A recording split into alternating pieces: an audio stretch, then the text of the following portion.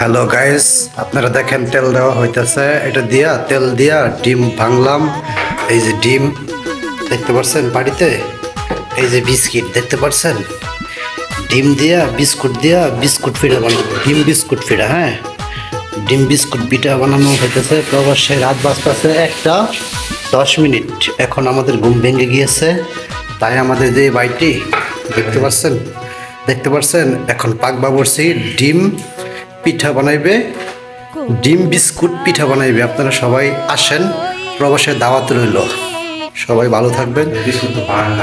বাঙ্গাটা বাদ দেন, বাঙ্গা বিস্কুটটা বাদ দেন। হ্যাঁ, বালা বিস্কুট লোন।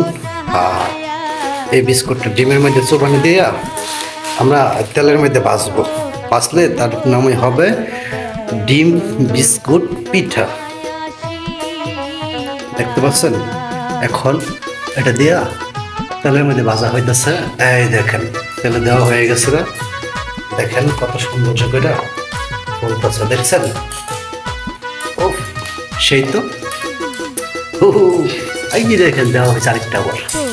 দেখতে পাচ্ছেন এই যে আমাদের বাইকটি দিচ্ছে, দেখেন এই দেখেন ডিমের মধ্যে চুবাইতেছে, এই যে দিতেছে, এই দেখেন কিভাবে ফলতেছে।